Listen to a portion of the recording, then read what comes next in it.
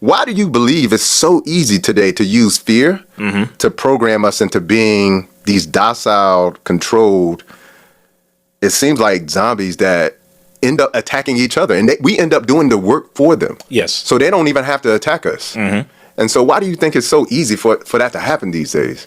Psychologically, first thing we have to remember is we are at war. Now, this is a thing that I have to always highlight for the people. Just because things look calm in your apartment, your house, on your block, just because everything feels good for the moment does not mean that there is not an active war going on right now. The war of information is the biggest as of right now.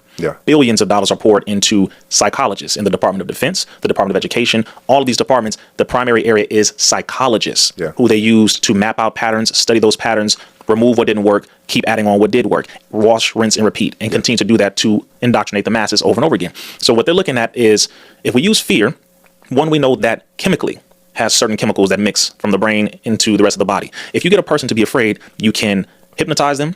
You can install command phrases. You can, essentially it's actually what the CIA does, something called PDH, pain drug hypnosis, where they physically induce pain, they drug you, then they hypnotize you. Okay, so you need all those ingredients. They studied this. They did it with Adolf Hitler. Back then, they did it with the U.S. military. They are very good at hypnotizing the people. So they studied that and they said, well, if we have the access to the minds of the people, we use certain colors, we use certain tones, music, etc., and we inject ideas. So they're using these phones, which we all now have, and they're injecting these ideas.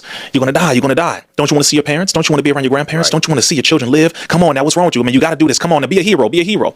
And they keep doing that. And as you said, it then becomes self-perpetuating.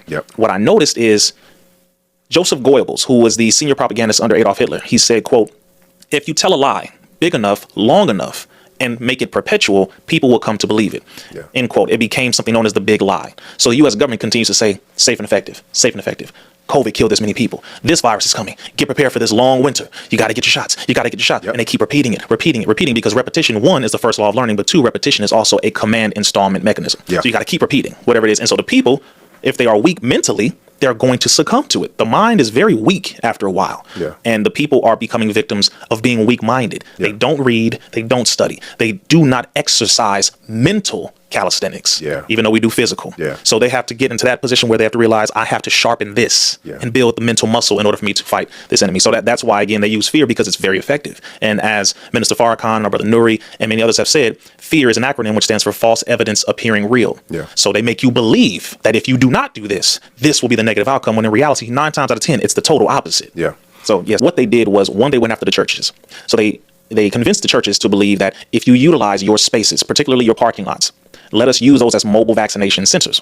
This is way back in 2017 to 2018. Even before that, in the field of mental health, they use the churches. And the churches go for the contracts, and they make them believe, hell, Jesus is a part of it. Isn't Jesus a part of mental health? It's very sick to the churches. And shout out to those of you who didn't fall for it. But they contracted with them, paid them a lot of money, so that when this would happen, they would use their parking lots as places for people to line up. Number one. Number two, they paid these congregations millions of dollars to get in front of their congregation and convince them to take it. You had some church leaders getting up there saying that if Jesus were here right now, he would take it to get the vaccine. You had people up there, I'm talking about, brother, wolves in sheep's clothing for real, whether if ignorant or intentional. At this point, I would say it the way a police officer in America says, ignorance is no excuse for breaking the law. Well, ignorance is no excuse for selling out your damn people at this point. You can't tell me why I didn't know. No, you should know at this point. So that was one side of it. Number two, they paid a lot of the artists, the celebrities, the athletes to get up here and say this, but they didn't just pay them to say it. They sent, like they send lobbyists on Capitol Hill to go and pay lots of money to these congresspersons. They sent quote unquote scientists. They sent skewed data, heavily omitted data. No one brought up the Pfizer trial data. No one brought up the Moderna trial data. No one brought up the AstraZeneca trial data. They just said, hey, look at all these papers. It says safe and effective. So a lot of these celebrities and athletes, gullible as hell, ignorant as hell, were told safe and effective. They were told, well, look, here's a representative from here. Who would you like to speak to? They paid their manager. The manager said, hey, look, y'all should read this. So a lot of them genuinely believed. They had good intentions. They wanted to help their people. I believe that too. They pulled at the heartstring, brother. And we have to be mindful again. Stop believing that evil doesn't exist. We don't want to confront that, because we just want to say, hey, kumbaya, everything is good. Why? Because if evil exists and I acknowledge that it exists, then damn, I'm gonna have to do something about it. And I don't feel like doing nothing about it. That's where a lot of them are. They're very uncomfortable because they're very afraid. So that's another thing that happens. So the churches were used, artists and celebrities and athletes were used. Then comes the low-hanging fruit of grabbing our people with the bribery, right? So that was the donuts, crispy, right? So they, like you were bringing up, so now you got, hey, come get a free donut, one free glazed donut from Krispy Kreme's, which coincidentally was partially founded by the Nazis, but we're not going to go there, or we may. Krispy Kreme donuts, number one. Number two, in Washington, they were giving you joints for jabs. So they were bribing you with weed. That got a chunk of y'all. Damn. Then they were offering alcohol to some people. They were offering free burgers and fries. They were offering free lobster dinners in New Orleans. They were offering this how bad it got, brother. They were offering certain inmates free conjugal visits. They would let whoever you wanted to come, your lover, whatever, get that one phone call to come in, have sex and all that. They in Europe were offering you free 30 minutes with a prostitute. Wow. I'm like, wait, hold on, wait a minute. Wait.